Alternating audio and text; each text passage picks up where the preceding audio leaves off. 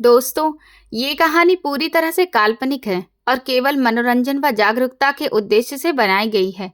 इस वीडियो में दिखाई गई किसी भी अवैध गतिविधि का समर्थन नहीं किया जाता है।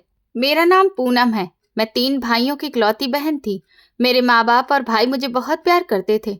मैं हमेशा अपने घर में हंसी खुशी घूमती थी। मैं अपने घर में सबकी आंखों का तारा थी। मुझे ऐसा लगता था कि मेरी जिंदगी हमेशा ऐसे ही खुशहाली से भरी रहेगी। लेकिन मुझे क्या पता था कि जिंदगी में कभी-कभी कोई ऐसा भी आता है जिससे हमारी जिंदगी आबाद भी हो सकती है और बर्बाद भी। हमारा घर हमेशा हंसी खुशी और मजाक से गूंजता रहता था। मेरे तीनों भाई मुझे बहुत प्यार करते थे।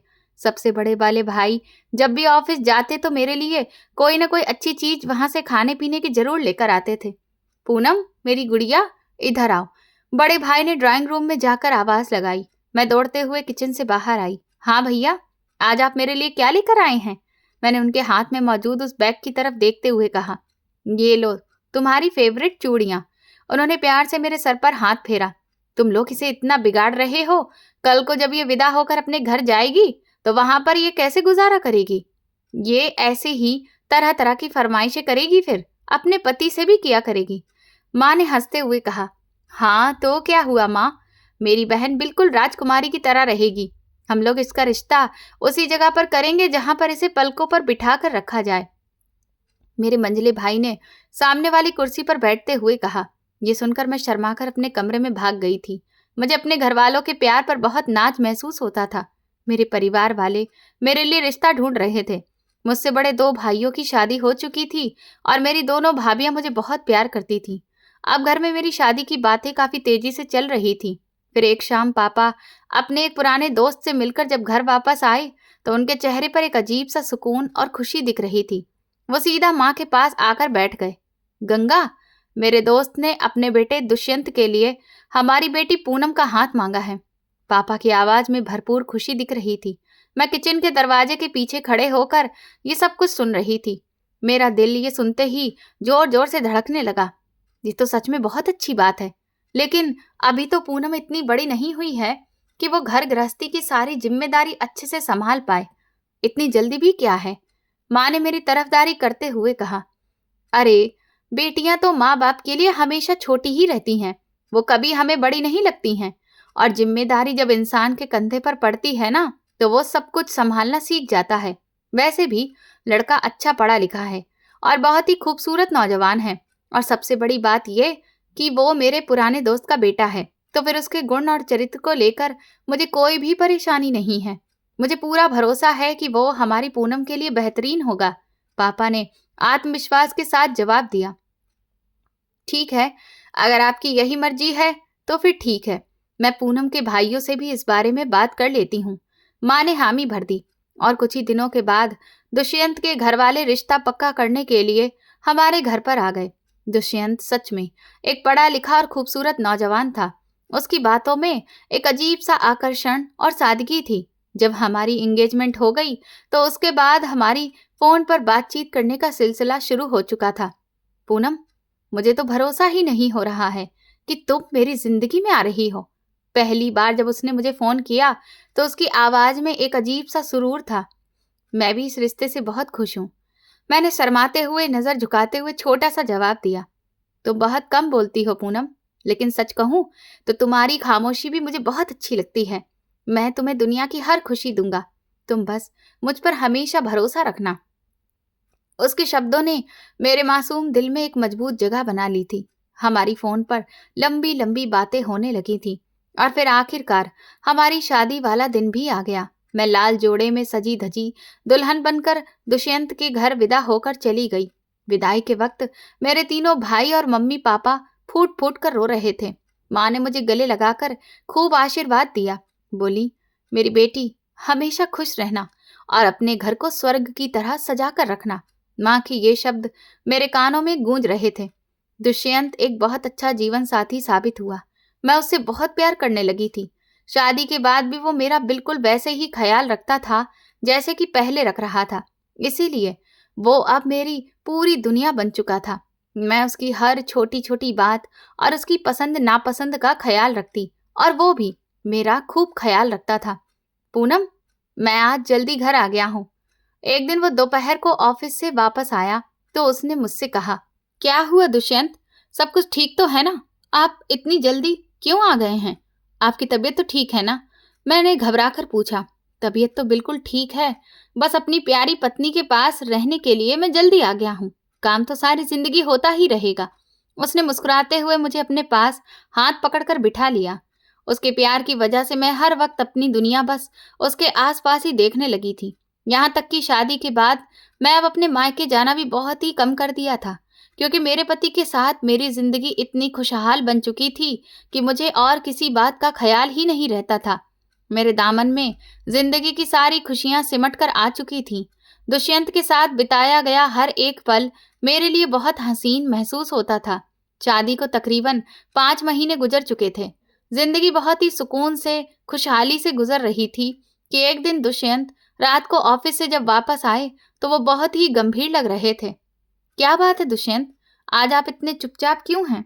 मैंने टेबल पर खाना लगाते हुए उनसे पूछा। पूनम, मुझे तुमसे एक बहुत जरूरी बात करनी है, उसने खाने की प्लेट साइड पर करते हुए कहा। हाँ जी, बताइए, मैं सुन रही हूँ। मुझे मुंबई में एक बहुत बड़ी मल्टीनेशनल कंपनी से जॉब का ऑफर मिला है। सैलरी भी अभी की सैलरी से तकरीबन 3 गुना ज्यादा है और वहां पर प्रमोशन के चांसेस भी बहुत सारे हैं। इसलिए मैंने फैसला किया है कि अब हम लोग मुंबई शिफ्ट हो जाएंगे। उसने मुझे पूरी बात बताई। ये सुनकर मेरे हाथ से पानी का गिलास छूटते छूटते बचा। लेकिन दुष्यंत, मुंबई तो बहुत दूर है। मेरे सारे घर वाले तो यहीं पर रहते हैं। हम इतनी दूर अकेले कैसे रहेंगे? मैंने परेशानी और घबराहट से पूछा। अरे मेरी जान, क्या तुम मेरे लिए इतना भी नहीं कर सकती हो? हम वहां पर अपना नया घर बनाएंगे और मैं हूं ना तुम्हारे साथ। तुम्हें भला मेरे होते हुए किसी भी चीज की फिक्र करने की कोई जरूरत नहीं है। और मैं सच कहता हूं, मैं तुम्हें कोई भी कमी नहीं होने दूंगा। उसने मेरी आंखों में प्यार से देखते हुए मेरा हाथ पकड़कर कहा। मैं उसके प्यार में इस कदर डूब चुकी थी कि मैं फिर बिना सोचे समझे ही सिर हिलाकर हामी भर दी। अगले कुछ दिनों में हमने पैकिंग करना शुरू कर दी थी। मेरे घर वालों को जब ये खबर मिली तो वो थोड़ा परेशान हो गए। पूनम, आखिर इतनी दूर जाने की जरूरत क्या है? दुष्यंत को यहीं पर भी तो अच्छी नौकरी मिल सकती है ना, जहां पर उसकी सैलरी भी बढ़ जाए और प्रमोशन भी मिलेगा। मेरे बड़े भाई ने नाराजगी जताते हुए कहा। अरे भैया, ये दुष्यंत के करियर का सवाल है और वो जहां भी रहेंगे मैं भी वहीं पर रहूंगी। और आप फिक्र मत करिए, वो है ना मेरे साथ, वो मेरा बहुत ख्याल रखते हैं। मैंने दुष्यंत की तारीफ करते हुए उन्हें चुप करवा दिया। दुष्यंत मुझे लेकर मुंबई शिफ्ट हो गया। शुरुआत के दिन तो बहुत मुश्किल थे। नए शहर में मुझे बहुत अजीब सा एहसास होता रहता था, क्योंकि मैं वहां पर किसी को भी नहीं जानती थी। लेकिन दुष्यंत ने मुझे कभी भी अकेलापन महसूस नहीं होने दिया। मैं अपनी जिंदगी और अपने नए घर को सजाने में इस कदर खो गई कि घर वालों से बातचीत भी अब मेरी दिन ब दिन कम होती चली गई। मैं महीनों उनसे फोन पर कोई भी बात नहीं करती थी। वक्त गुजरता रहा, हम मुंबई में भी बहुत खुश थे। फिर एक रात मेरी जिंदगी का सबसे भयानक मोड़ आया। आधी रात का वक्त था जब अचानक दुष्यंत के करहाने की तेज आवाज से मेरी आंख खुल गई। दुष्यंत, क्या हो गया है आपको? मैंने घबराकर लाइट जलाई। पूनम, मेरे इधर किडनी वाली जगह पर बहुत तेज दर्द उठ रहा है। इतनी तेज कि अब मुझसे बर्दाश्त ही नहीं हो रहा। ऐसा लग रहा है कि मेरी जान निकल रही है। वो बिस्तर पर दर्द के मारे इधर उधर लौटने लगा था और पसीने में भीग गया था। उसे ऐसी हालत में देखकर मैं बहुत परेशान हो गई। मैंने जल्दी से उसे सहारा देकर उठाया और फिर किसी तरह गाड़ी तक लेकर आई। रात के उस वक्त इस अनजान शहर में हॉस्पिटल पहुंचना मेरे लिए किसी कयामत से कम नहीं था। लेकिन दुष्यंत इतने हिम्मत वाले थे कि इतनी तकलीफ में होने के बावजूद भी उन्होंने अच्छे से ड्राइविंग की और फिर अस्पताल पहुंचे। इमरजेंसी में पहुंचते ही डॉक्टर ने उसे तुरंत इंजेक्शन लगाए। डॉक्टर साहब, मेरे पति को क्या हो गया है? अचानक ये दर्द कैसा है? मैंने रोते हुए डॉक्टर से पूछा। देखिए मैडम, घबराइए नहीं, हमने उन्हें पेन किलर दे दिए हैं। सुबह हम उनके कुछ टेस्ट करेंगे, उसके बाद ही ठीक से पता चल पाएगा कि आखिर इनको प्रॉब्लम क्या है। डॉक्टर ने मुझे तसल्ली दी। रात भर दुष्यंत को अस्पताल में ही एडमिट रखा गया। मैं पूरी रात उनके बेड के पास बैठकर रोती रही और भगवान से प्रार्थना करती रही। सुबह तक उनका दर्द काफी हद तक कम हो गया था तो अस्पताल वालों ने उन्हें डिस्चार्ज कर दिया और मैं उन्हें लेकर वापस घर आ गई। उस पल मुझे ऐसा महसूस हो रहा था कि दर्द दुष्यंत को नहीं बल्कि मुझे हो रहा है। मैं उस इंसान से बेहद प्यार करती थी और उसकी जरा सी भी तकलीफ मेरे लिए बर्दाश्त कर पाना बहुत मुश्किल था। हम अस्पताल से वापस तो आ गए थे, जिसके बाद दुष्यंत को आराम मिल गया था, लेकिन ये आराम कुछ वक्त का ही था, क्योंकि अगले दिन फिर से उन्हें दर्द शुरू हो गया और अब दुष्यंत का वो दर्द हर रोज का होने लगा था। वो ऑफिस से कई बार छुट्टी करने लगे थे। उनका रंग धीरे धीरे पीला पड़ने लगा और वजन भी तेजी से गिरने लगा। एक दिन मेरी तबीयत कुछ खराब थी, इसीलिए दुष्यंत खुद अकेले ही हॉस्पिटल रिपोर्ट्स लेने और बाकी बचे हुए चेकअप कराने के लिए चले गए। जब वो वापस आए तो उनकी हालत बहुत अजीब सी थी। वो बड़ी मुश्किल से चलकर घर आए थे और आते ही सोफे पर गिर पड़े। दुष्यंत, क्या हुआ है? डॉक्टर ने क्या कहा है और आपकी रिपोर्ट में क्या आया है? मैंने घबराकर उनके पास बैठते हुए पूछा। उन्होंने कांपते हुए हाथों से रिपोर्ट्स टेबल पर रख दी और फूट फूट कर रोने लगे। पूनम, सब कुछ खत्म हो गया है। मेरी जिंदगी खत्म हो गई है। वो बच्चों की तरह रो रहे थे।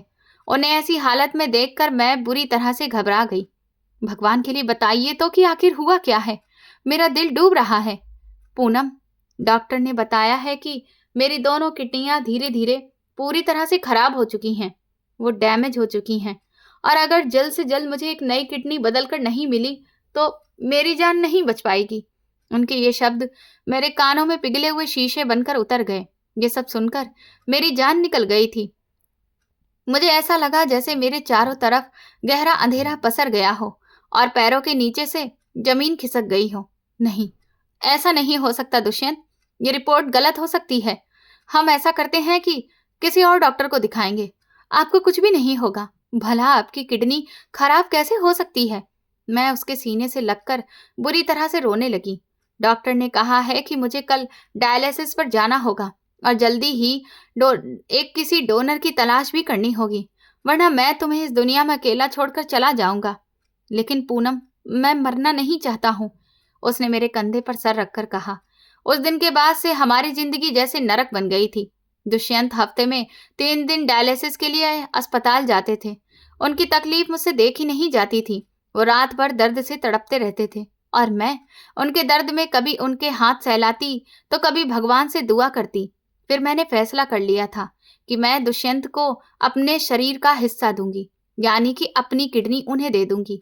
जिससे प्यार किया जाता है उसके लिए तो हम जान भी हंसते हंसते दे सकते हैं, तो फिर भला एक किडनी क्या चीज है?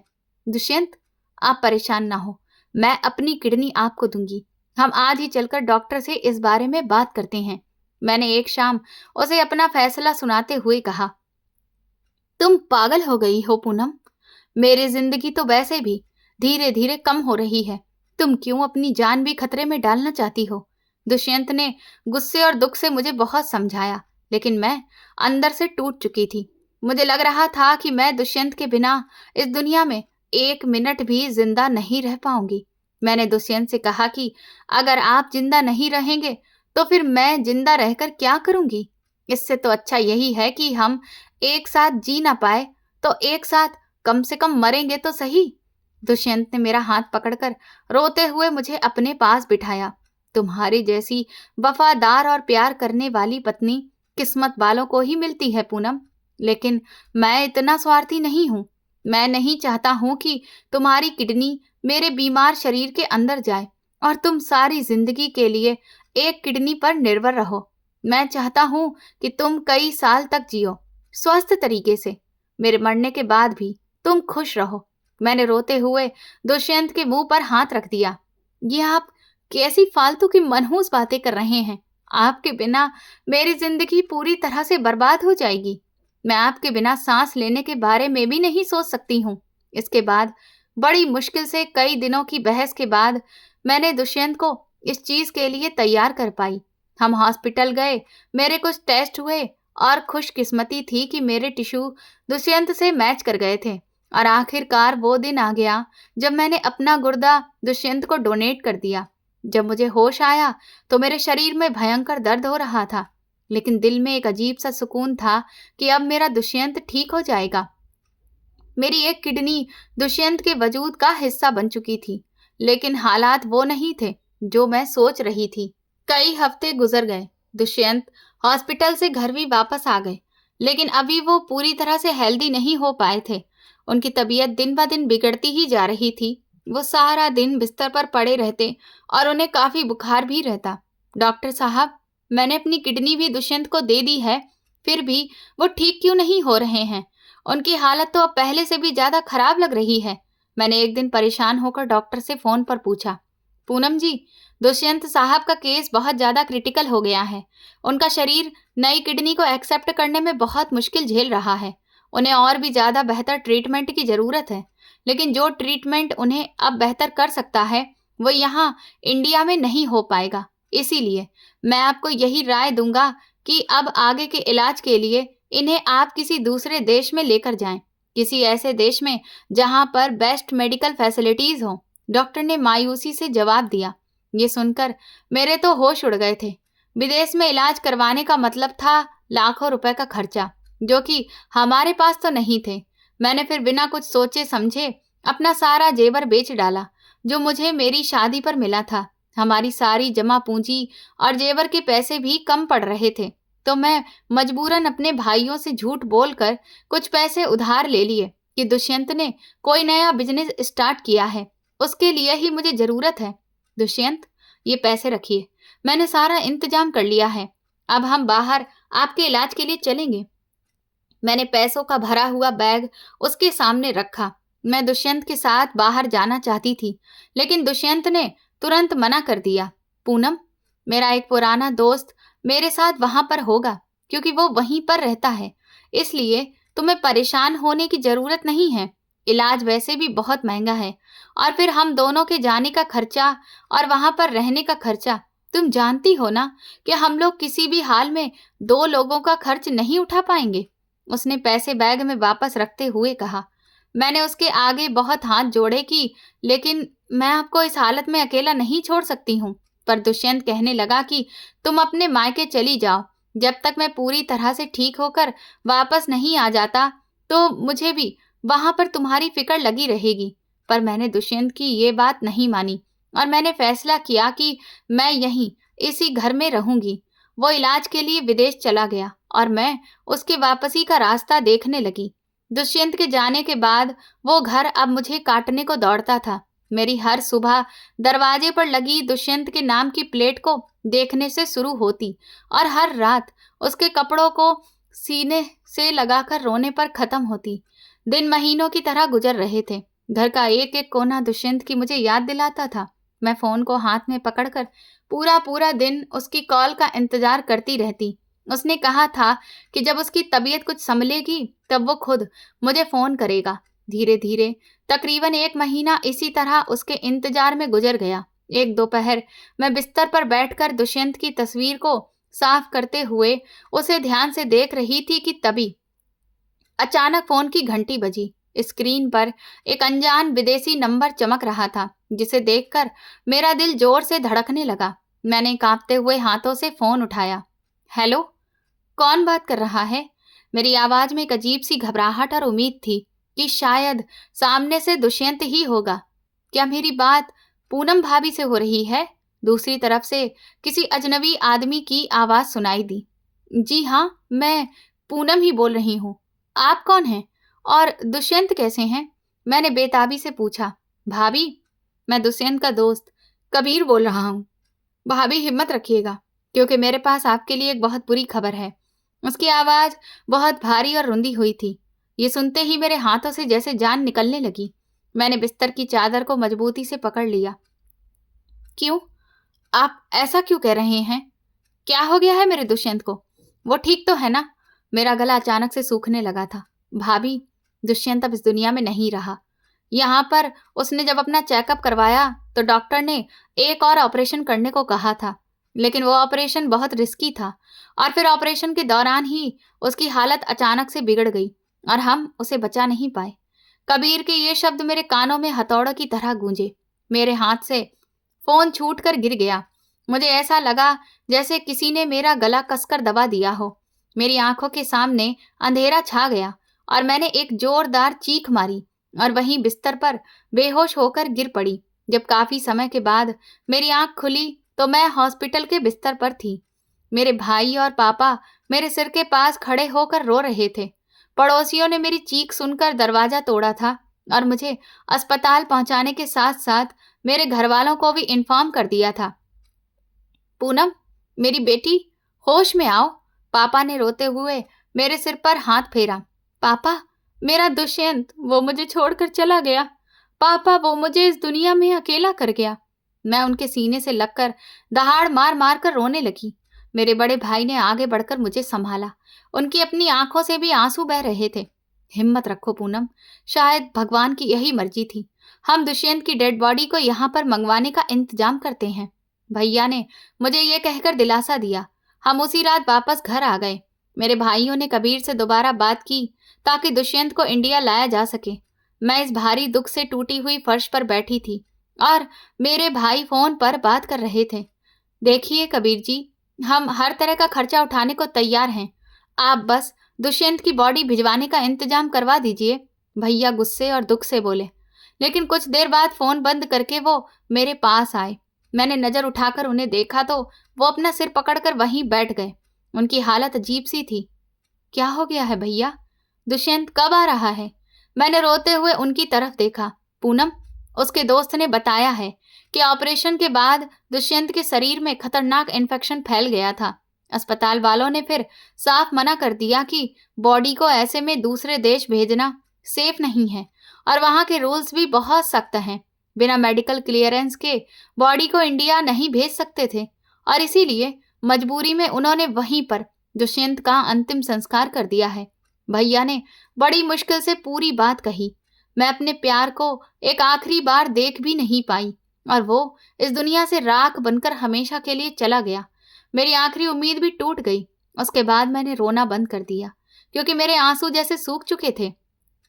मैं बिल्कुल एक पत्थर की तरह हो गई थी। भैया मुझे जबरदस्ती अपने साथ ले आए। मेरा वो घर जहां से मैं लाल जोड़े में विदा हुई थी अब मुझे कैद खाना लगने लगा था। मैं सारा दिन अपने कमरे में एक कोने में बैठी शून्य में घूरती रहती थी। ना कुछ खाती पीती थी और ना ही किसी के साथ बात करती थी। पूनम, मेरी बच्ची, भगवान के लिए एक रोटी खा लो। तुम सूख कर कांटा हो गई हो। माँ मेरे सामने खाने की प्लेट रखकर बहुत मिन्नतें करती। माँ, मुझे भूख नहीं है, आप मुझे अकेला छोड़ दीजिए। मैंने ठंडे अंदाज में जवाब देती और फिर मुंह फेर लेती। आखिर कब तक ऐसे जिंदा लाश बनकर रहोगी बेटी? अपने ऊपर कुछ तो तरस खाओ। तुम्हारे पापा भी तुम्हारी ऐसी हालत देखकर बहुत टूट चुके हैं। वो भी रोते रहते हैं। माँ की इस बात का भी मुझ पर कोई असर नहीं हुआ। मेरे दिल पर जैसे गहरे दुख की परत जम चुकी थी जो पिघल नहीं रही थी। सच कहा है किसी ने, वक्त कभी किसी के लिए नहीं रुकता है। और फिर इसी तरह इस हादसे के बाद तकरीबन 3 साल और गुजर गए। इस 3 साल में बहुत कुछ बदल गया। मेरे दुख में घुल घुल कर माँ भयंकर बीमार रहने लगी थी और फिर एक दिन अचानक उन्हें दिल का दौरा पड़ गया और वो भी इस दुनिया को छोड़कर चली गईं। मेरे पापा माँ की जुदाई बर्दाश्त नहीं कर सके और कुछ महीने के बाद वो भी हमें छोड़कर चले गए। मेरे सर से माँ बाप दोनों का साया छिन गया। मेरे बड़े भाई अपने परिवार के साथ अपनी नौकरी के सिलसिले में दूसरे देश में शिफ्ट हो गए और बाकी के 2 भाई यहीं अपने कारोबार और बीवी बच्चों में बहुत व्यस्त हो गए थे। मेरी भाभियों का व्यवहार भी अब बदल चुका था। एक रात सब लोग लॉन में बैठे थे। मैं हमेशा की तरह खामोश बैठी हुई थी। पूनम, हमने तुम्हारे बारे में एक फैसला किया है। भैया ने गला खकारते हुए बात शुरू की। जी भैया, बताइए। मैं बिना किसी एक्सप्रेशन के उनकी तरफ देखने लगी। पूनम, मम्मी पापा तो रहे नहीं हैं और हम लोग भी अब अपने कामों में व्यस्त रहते हैं। तुम पूरी जिंदगी इस तरह अकेले तो नहीं गुजार सकती हो ना। हमने तुम्हारे लिए एक बहुत अच्छा रिश्ता देखा है। एक लड़का है जिसके 2 बच्चे हैं। भैया ने एक ही सांस में सारी बात कह दी। मेरी आंखों में अचानक गुस्सा और दुख की चमक उभरने लगी। मैं तेजी से अपनी जगह से खड़ी हो गई। ये आप क्या कह रहे हैं भैया?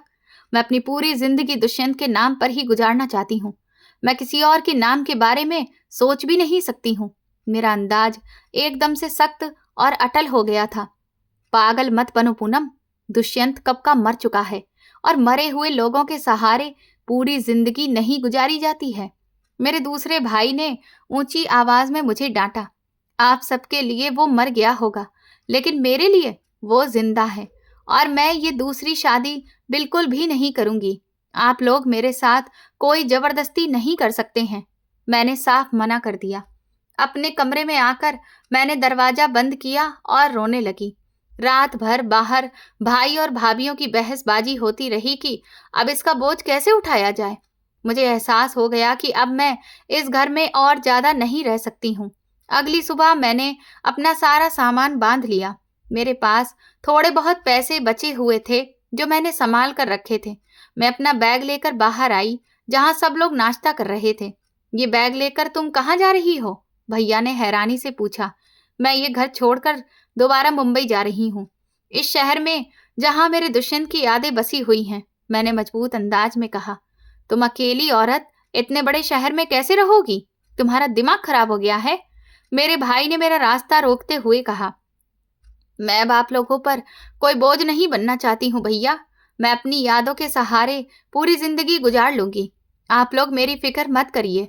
मैंने उनका हाथ साइड पर किया और फिर घर से बाहर निकल आई। उन्होंने मुझे रोकने की कोई खास कोशिश भी नहीं की। मैं मुंबई पहुंचकर उसी इलाके में एक छोटा सा कमरा किराए पर ले लिया जो मेरे पुराने घर के पास में था। मैं पहले वाले घर में ही रहना चाहती थी, लेकिन उसका किराया बहुत ज्यादा था और मेरे पास अब इतने पैसे नहीं थे। मैंने उस छोटे से कमरे में दुष्यंत की तस्वीर लगाई और उसके कपड़े अलमारी में सजा दिए। मुझे ऐसा लगता था जैसे वो उस छोटे से कमरे में मेरे साथ ही रहता है। कुछ महीने गुजरने के बाद मेरे पास जो पैसे थे वो भी खत्म होने लगे। किराया और फिर राशन का खर्च निकालना मेरे लिए बहुत मुश्किल हो गया। मुझे एहसास हुआ कि जिंदा रहने और सर की छत को बचाने के लिए मुझे काम करना पड़ेगा। मैं पहले कभी घर से बाहर नहीं निकली थी, ना ही मेरे पास ऐसी कोई खास प्रोफेशनल डिग्री थी कि मैं किसी ऑफिस में काम कर पाती। इसीलिए मैंने फिर एक फैक्ट्री में काम कर लिया। मैं दिन रात उस फैक्ट्री में खूब मेहनत करती। मेरी जिंदगी जैसे एक सीधी लकीर पर चल रही थी और इस तरह से कुछ साल और बीत गए। फिर वो दिन आया जब मुझे मेरी रोजी रोटी का ये सहारा भी छिनने वाला था। फैक्ट्री के मालिक का देहांत हो चुका था और उनके बेटों ने फैसला किया कि वो इस देश में रहकर इस फैक्ट्री को नहीं संभाल सकते, क्योंकि वो सब विदेश में शिफ्ट होना चाहते थे और इसीलिए उन्होंने फैक्ट्री को बंद करने का फैसला सुना दिया। फैक्ट्री में ताला क्या पड़ा, हम में से कई लोगों के घरों का चूल्हा बुझ गया था। हमारे आगे अब रोजी रोटी को एक बार फिर से ढूंढने की मुसीबत आ खड़ी हुई थी। मैंने कुछ दिन तो अपनी बचत से गुजारा किया, लेकिन आखिर कब तक वो पैसे चलते। मेरे घर के पास में यही एक फैक्ट्री थी। बाकी सारी फैक्ट्रियां काफी दूर थीं, जहां मैं चाहकर भी काम करने नहीं जा सकती थी, क्योंकि वहां से लौटते हुए मुझे रात हो जाती। और एक अकेली औरत के लिए ये जमाना कितना खतरनाक है ये तो सभी जानते हैं। इसलिए मैंने फिर दूसरा फैसला किया। मैं अपने मोहल्ले के पास में ही मौजूद एक पॉश इलाके की तरफ गई। उस जगह में बड़े बड़े बंगले, कोठियां और हवेलियां बनी हुई थीं। मैं एक बड़े और आलीशान बंगले के दरवाजे पर जाकर रुकी। वहां गार्ड ने मुझे आने की वजह पूछी तो मैंने उसे बताया कि भैया, मुझे काम की तलाश है। अगर कोई काम हो तो प्लीज मुझे दिलवा दीजिए, आपकी बहुत मेहरबानी होगी। उस गार्ड को शायद मुझ पर दया आ गई। वो मुझे अंदर लेकर गया। उस बंगले का ड्राइंग रूम बहुत शानदार था। थोड़ी ही देर के बाद एक ठीक ठाक उम्र की खूबसूरत औरत ड्राइंग रूम में आई। वो शायद उस बंगले की मालकिन थी। मेरा नाम अवंतिका है। गार्ड ने बताया है कि तुम यहाँ पर काम की तलाश में आई हो। उन्होंने रेक्लाइनर चेयर पर बैठते हुए मुझे ध्यान से देखा। जी मैडम, मेरा नाम पायल है। मुझे पैसों की बहुत जरूरत है। आप मुझे कोई भी काम दे दीजिए। मैंने नजर झुकाकर दुख भरे अंदाज में कहा। तुम्हारी हालत से तो तुम किसी अच्छे परिवार की लगती हो। क्या तुम साफ सफाई का काम कर पाओगी? ये बंगला बहुत बड़ा है। मालकिन ने हैरानी से पूछा। मैडम, मजबूरी इंसान से सब कुछ करवा लेती है। मैं पूरी मेहनत और ईमानदारी के साथ काम करूंगी। आप एक बार मुझे मौका देकर तो देखिए। मेरी आवाज में रिक्वेस्ट थी। मालकिन कुछ देर तक सोचती रही और फिर उन्होंने हाँ कह दी। ठीक है, तुम कल सुबह से आ जाना। तुम्हें खाना भी यहाँ पर मिल जाएगा और सैलरी भी महीने की पहली तारीख को मिल जाया करेगी। मालकिन ने मुस्कुराते हुए कहा, आपका बहुत बहुत धन्यवाद मैडम। मैं आपका ये एहसान कभी नहीं भूलूंगी। मैंने चैन की सांस ली। अगले दिन से मैंने उस बंगले में नौकरी शुरू कर दी। मैं दिन रात अच्छे से काम करती और हर रात अपने उस छोटे से किराए के मकान में वापस आकर अपने पति की यादों में खो जाती। मैंने उस इंसान से टूट कर प्यार किया था। मैं रोज रात को सोने से पहले दुष्यंत की किसी भी चीज को अपने पास रख लेती। उसके एहसास, उसकी खुशबू को अपने अंदर उतार कर मैं पुराने पलों में खो जाती। मुझे ऐसा महसूस होता कि जैसे वो मेरे आसपास ही है। कई बार उसका एहसास मुझे अपने कंधे पर महसूस होता। मैं उस शांत कमरे में उससे बातें करती और फिर रोते रोते नींद की गहराई में खो जाती। बंगले की मालकिन अवंतिका मैडम एक बहुत ही अच्छी और दयालु औरत थी। वो मुझसे कभी भी नौकरों की तरह का व्यवहार नहीं करती थी। पायल, तुमने आज बहुत काम किया है, तुम थक गई होगी। आओ, मेरे साथ बैठकर चाय पियो। एक शाम उन्होंने मुझे किचन में आवाज दी। नहीं मैडम, मैं यहीं किचन में ही पी लूंगी, आप परेशान ना हो, मैंने झिझकते हुए जवाब दिया। अरे, मैं कह रही हूं ना, इधर आओ और ये थोड़े से पकौड़े भी आकर खा लो। उनके अंदाज में अपनापन था। मैं उनके पास जाकर बैठ गई। तुम्हारे चेहरे पर हर वक्त अजीब सी उदासी रहती है पायल, क्या बात है, मुझे बताओ, शायद तुम्हारा दिल थोड़ा हल्का हो जाए। उन्होंने चाय का कप मेरी तरफ बढ़ाते हुए हमदर्दी से पूछा। कुछ नहीं मैडम, बस मेरे पुराने जख्म हैं जो कभी भरते नहीं हैं। मेरा पति मुझे इस दुनिया में अकेला छोड़कर चला गया है। मैं उसके बिना जिंदा तो हूँ, लेकिन मेरी आत्मा उसके साथ ही जैसे मेरे शरीर से निकल गई थी। ये कहते हुए मेरी आंखों से आंसू बहने लगे। भगवान तुम्हें सब्र दे। इंसान को हालातों के साथ जीना सीखना पड़ता है। उन्होंने मेरे हाथ पर अपना हाथ रखकर तसल्ली दी। वो शाम को मुझे घर जाते वक्त रात का खाना भी टिफिन में पैक करके दे देती और सैलरी भी हमेशा टाइम पर देती थी। मैंने कभी उनसे उनके पति के बारे में नहीं पूछा था, लेकिन घर के बाकी नौकरों से पता चला कि मालकिन का पति देश से बाहर रहता है और उनका खुद का बहुत बड़ा बिजनेस है। मालकिन के 2 छोटे बच्चे भी थे, एक बेटा और एक बेटी। दोनों बहुत ही प्यारे और शरारती थे। मैं दिन भर काम के दौरान मालकिन के बच्चों के साथ भी खूब खेलती और खुश रहती थी। वो लोग मुझे पायल आंटी कहकर बुलाते थे। पायल आंटी, आज हमको आपको कहानी सुनानी है। छोटी बच्ची मेरे गले में बाहें डालकर बड़े ही लाड़ के साथ बोलती। अभी सुनाती हूँ मेरी गुड़िया, पहले मैं ये ड्राइंग रूम साफ कर लूं। मैं उसके बालों में हाथ फेरते हुए मुस्कुराकर कहती। उन बच्चों की मासूमियत देखकर मेरे दिल का बहुत कुछ देर के लिए हल्का हो जाता था। मैं उनकी देखभाल में कोई कसर नहीं छोड़ती थी। दिन भर उनकी चहलकदमी से मेरा वक्त बहुत अच्छा गुजर जाता था और फिर रात को मैं अपने इस अंधेरे घर में आकर अपनी पुरानी यादों में खो जाती थी। मेरे दिन इसी तरह से अब बीत रहे थे। मेरी जिंदगी एक खास रूटीन में बदल चुकी थी। बंगले का काम, मालकिन का अपनापन, बच्चों का प्यार और रात को दुष्यंत की यादें। मुझे लगता था कि मेरी बाकी की जिंदगी बस इसी तरह से कट जाएगी और मुझे इस बात पर कोई दुख भी नहीं था। मैंने अपने दिल के दरवाजे पर नई उम्मीद और हर नए इंसान के लिए दस्तक पूरी तौर पर बंद कर रखी थी। वक्त अपनी रफ्तार से गुजर रहा था। मेरी जिंदगी उस बड़े से बंगले की 4 दीवारी और वहां के रहने वालों के आसपास घूमने लगी थी। मालकिन का व्यवहार मेरे साथ एक बड़ी बहन के जैसा था। वो मेरे दुख को समझती थी और मैं उनके अकेलेपन को महसूस करती थी। उनके दोनों बच्चे अब मेरे बहुत खास बन चुके थे। मैं उनके साथ खूब खेलती, कहानियां सुनाती और उनके हर छोटे छोटे काम में खुशी महसूस करती। एक सुबह मैं किचन में नाश्ता बना रही थी कि मालकिन का बेटा आदि दौड़ता हुआ आया। पायल आंटी, आपने आज मेरी शर्ट प्रेस नहीं की, मुझे स्कूल जाने में देर हो रही है, उसने मुंह सिकोड़ते हुए शिकायत की। आदि बेटा, मैंने तुम्हारी शर्ट प्रेस करके वहीं टेबल के पास रख दी थी, तुमने शायद ध्यान से देखा नहीं है। मैंने मुस्कुराते हुए दूध में बॉर्नविटा डालकर उसे प्यार से जवाब दिया। अच्छा ठीक है, मैं अभी जाकर देखता हूँ, आप बहुत अच्छी आंटी हैं। वो खुशी से उछलता कूदता हुआ वापस भाग गया। मैंने गहरी सांस ली और मुस्कुरा दी। उन बच्चों की छोटी छोटी बातें मेरे दिल के वीरान आंगन में फूल खिला देती थी। मैं सारा दिन बंगले के कामों में व्यस्त रहती।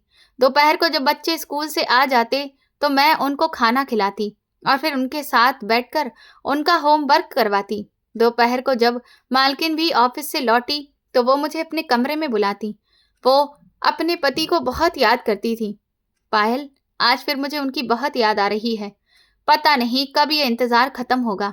उन्होंने खिड़की से बाहर देखते हुए उदास अंदाज में कहा। उनकी आंखों में अजीब सी वीरानी थी। लेकिन मैडम, आप परेशान ना हो, वक्त गुजरते देर नहीं लगती है। साहब बहुत जल्दी वापस आ जाएंगे। मैंने उनके पास खड़े होकर उन्हें तसल्ली देने की कोशिश की। पता है पायल, उनको देखे हुए पूरे 2 साल हो चुके हैं। वो अपने बिजनेस के सिलसिले में देश से बाहर गए थे और वहां पर काम इतना फैल गया कि फिर उन्हें वापस आने का मौका ही नहीं मिला। फोन पर बात होती है लेकिन सामने देखने की इच्छा दिल को बेचैन करती रहती है। उन्होंने ठंडी सांस लेते हुए अपनी बात पूरी की। आप तो बहुत ही खुशकिस्मत हैं मैडम। आपको कम से कम ये तो पता है कि आपका पति कहाँ है और एक दिन आपके पास वापस लौट आएंगे। मेरे बारे में सोचिए, जिसे सब कुछ बर्बाद हो गया है। अब इंतजार की कोई उम्मीद भी बाकी नहीं रही। ये कहते हुए एक बार फिर मेरे आंसू छलक पड़े। मुझे माफ कर दो पायल, मैं अपने दुख में तुम्हारा दर्द भूल गई। तुम सच में बहुत बहादुर हो, जो इतने बड़े सदमे के बाद भी जिंदा हो। उन्होंने प्यार से मेरा हाथ पकड़ा और मेरे आंसू पोंछे। रात को जब मैं अपने छोटे से किराए के मकान में वापस आई तो दिन भर की थकान के बाद भी मुझे नींद नहीं आती थी। और सुबह जब मुझे काम पर जाना होता था तो मैं अक्सर अपने चेहरे पर एक नकली मुस्कुराहट सजा लेती थी ताकि मेरे दर्द को कोई पढ़ न ले। एक दिन मैं ड्राइंग रूम की सफाई कर रही थी कि अचानक मैडम के कमरे से उनकी खुशी से भरी हुई आवाज सुनाई दी। मैं घबराकर जल्दी से उनके कमरे की तरफ भागी। क्या हुआ मैडम, आप ठीक तो हैं? मैंने दरवाजा खोलते हुए घबराहट से पूछा। पायल, वो आ रहे हैं, मेरे पति वापस आ रहे हैं। उन्होंने अभी फोन करके बताया है कि वो कल सुबह ही फ्लाइट से इंडिया पहुंच रहे हैं। वो खुशी से बच्चों की तरह उछल रही थी और उनका चेहरा खुशी के मारे चमक रहा था। ये तो बहुत बड़ी खुशखबरी है। भगवान आपकी जोड़ी हमेशा सलामत रखे और आप यूं ही हंसती मुस्कुराती रहें। मैंने सच्चे दिल से उनके लिए प्रार्थना की और उनकी खुशी में शामिल हो गई। मुझे तो यकीन ही नहीं हो रहा पायल, इतने लंबे समय के बाद मेरे पति आ रहे हैं। मुझे तो समझ में ही नहीं आ रहा है कि मैं क्या करूं और कहां से तैयारियां शुरू करूं। वो खुशी के मारे पागल हो गई थी। उस दिन के बाद से बंगले का नक्शा ही बदल गया। मैडम ने पूरे घर के नौकरों को इकट्ठा किया और सबको हिदायतें देना शुरू कर दिया। रामू काका, आप आज ही गार्डन की घास अच्छे से काट देंगे और बाकी सारे पौधों को पानी देंगे। साहब को घर का लॉन बिल्कुल हरा भरा और साफ सुथरा पसंद है। जी मालकिन, ऐसा ही होगा। पायल, तुम मेरे साथ आओ। हमें साहब का कमरा बिल्कुल नए तरीके से तैयार करना है। उन्हें धूल और मिट्टी से बहुत एलर्जी है। कमरे के पर्दे और बिस्तर की चादर सब कुछ बदलना है। उन्होंने मेरी तरफ मुड़ते हुए तेजी से कहा। जी मालकिन, मैं अभी सारे पर्दे उतार कर धोने के लिए डाल देती हूँ और नई चादर निकाल देती हूँ। आप बिल्कुल परेशान मत हो, मैं सब कुछ उनकी पसंद के हिसाब से ही कर दूंगी। मैंने मुस्कुराते हुए उनका हाथ पकड़ा ताकि उनकी घबराहट कम हो सके। वो पूरा दिन हमने खूब मेहनत की। मैंने पूरे घर के फर्श को धोया, खिड़कियों के शीशे चमकाए और ड्राइंग रूम के सोफे के कवर बदल दिए। बंगले का कोना कोना चमकने लगा था। मालकिन खुद मेरे साथ खड़ी होकर एक एक चीज की सफाई करवाती थी। पायल, साहब को खाने में ये चीज पसंद है। तुम कल सुबह ही किचन में सारा सामान मंगवा लेना। हम दोनों मिलकर उनकी पसंद का खाना बनाएंगे। उन्होंने किचन की चीजों को चेक करते हुए मुझे हिदायत दी।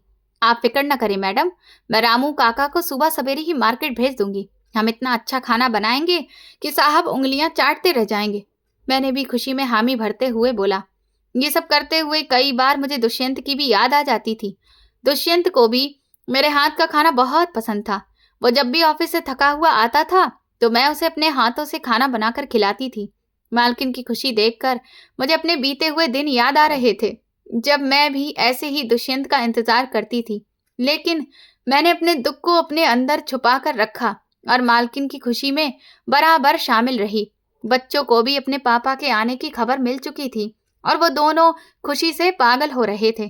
पायल आंटी, पापा आ रहे हैं, हम पापा के साथ खूब खेलेंगे। और वो हमारे लिए बहुत सारे खिलौने लाएंगे।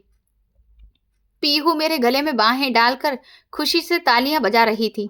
हाँ बेटा, तुम्हारे पापा तुम्हारे लिए बहुत अच्छे अच्छे गिफ्ट लेकर आएंगे और तुम दोनों को खूब प्यार करेंगे। मैंने उसके बाल बांधते हुए प्यार से कहा, आंटी, क्या मैंने जो पापा के लिए ड्राइंग बनाई है वो उन्हें पसंद आएगी? आदि ने अपना ड्राइंग पेपर मुझे दिखाते हुए मासूमियत से पूछा।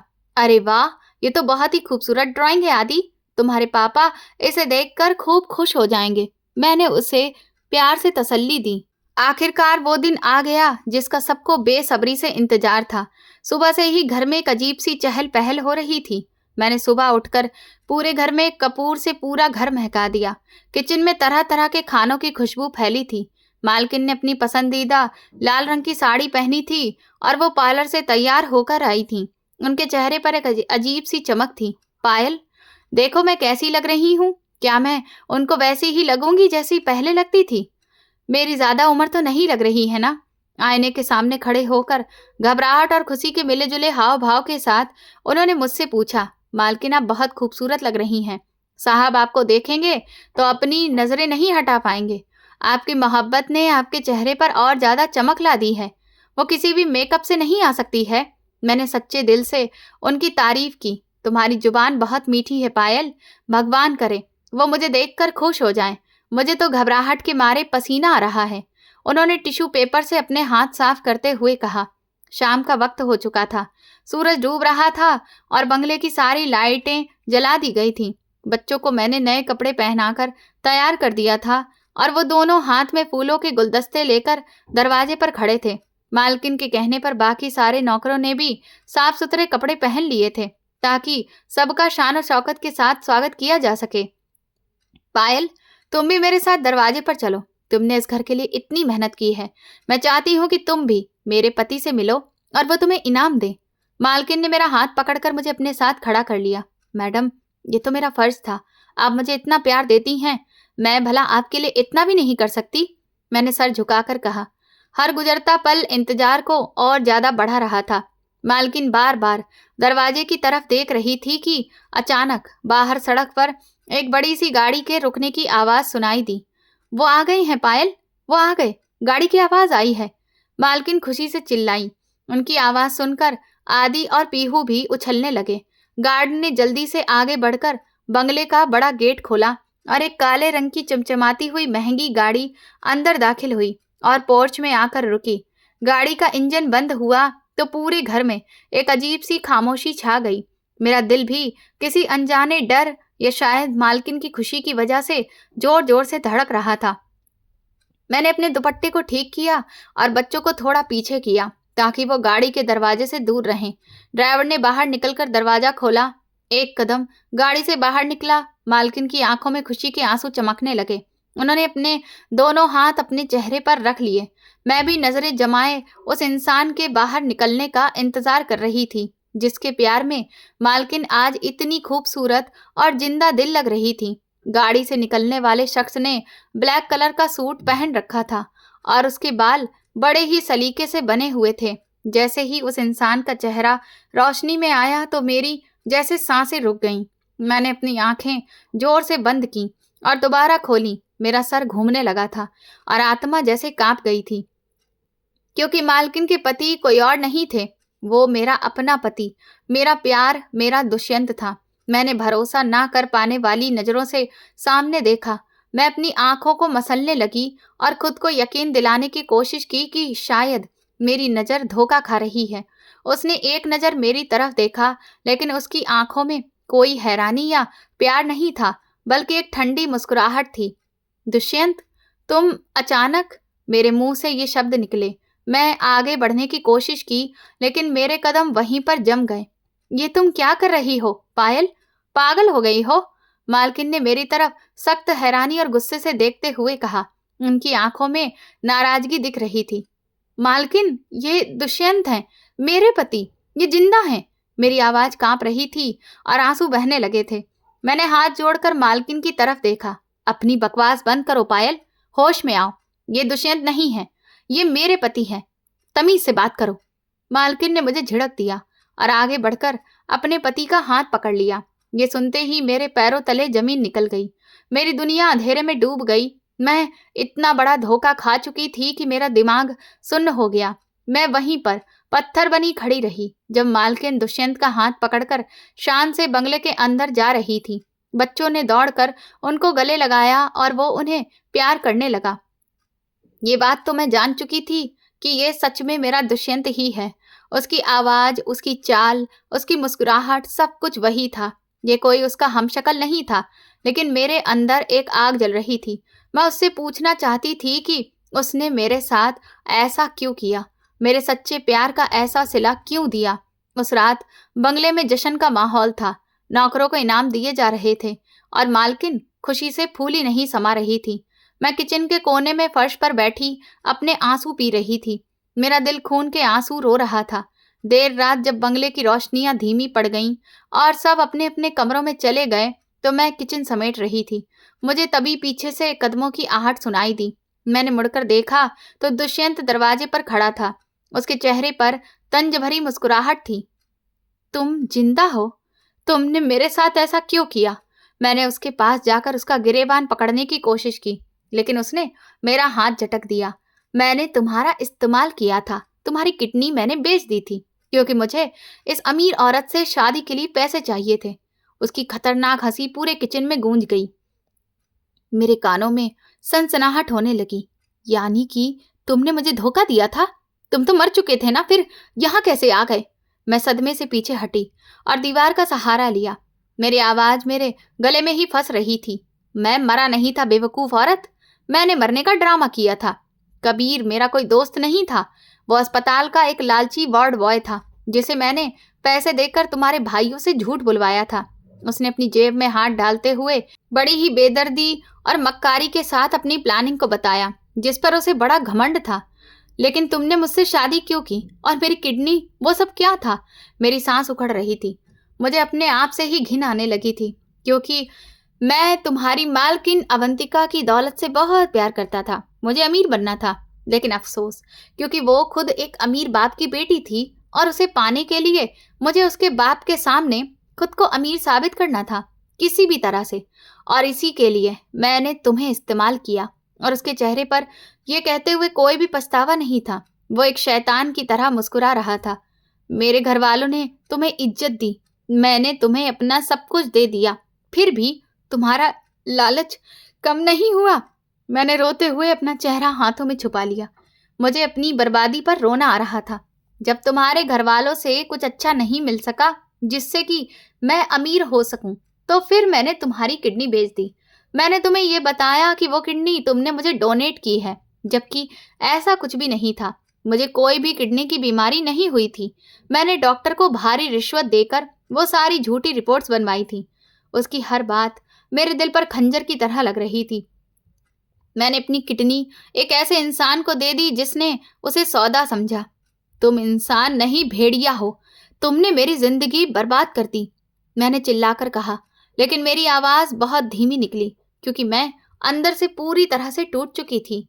वो एक बार फिर जोर से हंसा और बड़े ही घमंड से बोला, यही तो मेरी प्लानिंग थी। देखो, मैं तुमसे तुम्हारा बहुत सारा पैसा और जेवर लूटकर इलाज का बहाना करके विदेश चला गया, जबकि मुझे ऐसा कुछ भी नहीं हुआ था। मैंने वो पैसा अपने बिजनेस में लगाया। मेरी शादी उससे हो गई जिसे मैं चाहता था, और अब मेरे पास सब कुछ है। इज्जत है, शौहरत है, पत्नी है, बच्चे हैं, और तुम यहाँ मेरे ही बंगले में झाड़ू लगा रही हो। एक बार फिर मेरा मजाक उड़ाते हुए अंदाज में वो हंसा। उसकी हंसी मेरे कानों के पर्दे फाड़ रही थी। अपनी बकवास बंद करो दरिंदे। अचानक एक गरजदार आवाज किचन के दरवाजे से सुनाई दी। मालकिन अवंतिका वहां खड़ी थी। उनका चेहरा गुस्से और दुख से लाल हो रहा था। एक जोरदार थप्पड़ उन्होंने दुष्यंत के मुंह पर दे मारा। मालकिन ने आगे बढ़कर पूरी ताकत से दुष्यंत का गाल थप्पड़ मार मार कर लाल कर दिया था, जिसकी गूंज पूरे किचन में सुनाई दे रही थी। ये तुम क्या कर रही हो अवंतिका? मेरी बात तो सुनो। दुष्यंत ने घबराकर अपना गाल सहलाते हुए सफाई देने की कोशिश की। उसकी सारी मक्कारी अब मिट्टी में मिल चुकी थी। मैंने सब सुन लिया है। तुम कितने गिरे हुए इंसान हो। मुझे अंदाजा भी नहीं था कि तुमने मुझे इतना बड़ा धोखा दिया है। मेरे पैसों पर तुमने अय्याशी की और इस मासूम लड़की की जिंदगी भी बर्बाद कर दी, जिसने तुम्हारे लिए अपनी किडनी तक दे दी थी। मालकिन की आंखों से आंसू बह रहे थे, लेकिन उनकी आवाज में भयंकर गुस्सा था। मैं तो टूट गई थी, मगर इस बार मैं चुप नहीं रही। मैंने सोच लिया कि जिसने मेरे प्यार और बलिदान का मजाक बनाया है, अब मैं उसे नहीं छोड़ूंगी। मैंने अपने आंसू पोंछे और सीधी खड़ी हो गई। मालकिन, ये इंसान मोहब्बत के नाम पर एक कलंक है। इसने मुझे जिंदा लाश बना दिया। मैंने उनके पास जाकर मजबूत अंदाज में कहा। मेरे अंदर अब रोने वाली पायल मर चुकी थी। मैं उसकी असलियत अब दुनिया के सामने लेकर आऊंगी। पायल, तुम फिक्र मत करो, मैं इसके खिलाफ पुलिस में रिपोर्ट लिखवाऊंगी। इसने धोखाधड़ी की है और जो स्मगलिंग का जुर्म है वो भी इसने किया है। मालकिन ने अपना फोन निकालते हुए फैसले भरे अंदाज में कहा। उनका हर शब्द दुष्यंत के लिए मौत के बराबर था। अवंतिका, मुझे मुझे माफ कर दो, मुझसे गलती हो गई है। मैं तुम्हारे बिना नहीं रह सकता। हमारे बच्चों के बारे में तो सोचो। उसने गिड़गिड़ाते हुए मालकिन के पैरों में गिरकर माफी मांगी। वो एक भिखारी के जैसा लग रहा था। मेरे बच्चों का बाप एक मुजरिम और दरिंदा नहीं हो सकता। तुमने मेरे पापा की दौलत के लिए ये सारा खेल रचाया। अब तुम जेल की सलाखों के पीछे सड़ोगे। मालकिन ने उसे पीछे धक्का दिया और सख्ती से जवाब दिया। अब की बार उसकी दूसरी बीवी ने भी मेरा साथ दिया। मालकिन ने रात के उसी समय पुलिस को बुला लिया। दुष्यंत का असली चेहरा बेनकाब हो चुका था। पुलिस ने उसे गिरफ्तार कर लिया। उसकी सारी इज्जत, दौलत, सब कुछ एक पल में खत्म हो गया। जिसके लिए उसने इतनी गहरी साजिश की थी, वो बिल्कुल अकेला रह गया था। मैं और मालकिन ने उसकी साजिश के बारे में एक एक जानकारी पुलिस को दी और अदालत में भी गवाही दी, जिसके आधार पर ना सिर्फ वो डॉक्टर बल्कि वो वार्ड बॉय जिसने दुष्यंत की इस पूरी प्लानिंग में साथ दिया था और उसके साथ ही इस काला बाजारी में शामिल कई सारे लोग जिनके जरिए दुष्यंत ने अपने काम को अंजाम दिया था, वो सभी पकड़े गए। जिससे आने वाले भविष्य में ना जाने कितने ही लोग जो उनका शिकार बनते, उनकी जिंदगियां बच गईं। अदालत ने उन सबको सख्त सजा सुनाई। दुष्यंत की सारी प्रॉपर्टी जो कि उसने मालकिन के पैसों से बनाई थी, वो जब्त करके वापस मालकिन के नाम पर ही ट्रांसफर कर दी गई। इस हादसे ने मुझे अंदर तक हिलाकर रख दिया था, लेकिन मैंने खुद को संभाला। मैंने अपने किराए के मकान से दुष्यंत की सारी निशानियां और तस्वीरें जलाकर राख कर दी। मैंने अपने मायके वालों से बात की। मेरे भाइयों को जब पूरी सच्चाई पता चली तो वो बहुत शर्मिंदा हुए। उन्होंने मुझसे माफी मांगी। वो बोले कि बहन, हमने तुम्हारा दुख नहीं समझा और तुम्हें अकेला छोड़ दिया। मैंने अपने भाइयों को माफ कर दिया क्योंकि गुस्सा और नफरत मेरे अंदर बाकी ही नहीं रहा था। मैंने दोबारा से अपनी जिंदगी की नई शुरुआत करने का फैसला किया और सोच लिया था कि मैं अब फिर से किसी के भी सहारे पर नहीं जीऊंगी। मैं जब मालकिन के पास से काम छोड़ना चाहती थी तो उन्होंने मुझे जाने नहीं दिया। उन्होंने कहा कि तुम्हारे साथ बहुत बड़ी नाइंसाफी हुई है पायल, जिसे मैं बदल तो नहीं सकती हूँ, लेकिन हाँ, कहीं ना कहीं हमने एक जैसा दुख ही जिया है, क्योंकि हमें धोखा देने वाला आदमी एक ही है। जितनी भी प्रॉपर्टी दुष्यंत के नाम पर थी वो सारी मैडम ने मेरे नाम पर कर दी। मैंने उन्हें बहुत मना किया, लेकिन वो नहीं मानी। वो कहने लगी कि दुष्यंत ने तुम्हारे साथ जो किया है ना, उसके बदले में ये कुछ भी नहीं है और इसे तुम भीख नहीं बल्कि अपना अधिकार समझो। जो प्रॉपर्टी अब मेरे नाम पर हुई थी उसकी कीमत बहुत थी। मैंने उसमें से कुछ प्रॉपर्टी को बेचकर एक भले काम में लगाने का सोचा। मैंने उसके एक खास हिस्से पर अनाथालय खोला। इस काम में मालकिन ने भी मेरा साथ दिया। तुम बहुत मजबूत हो पायल, तुमने अपने दुख को ताकत बना दिया। मुझे तुम पर गर्व है। अब मैं पूरी जिंदगी इन अनाथ बच्चों के साथ प्यार से गुजार देना चाहती हूँ।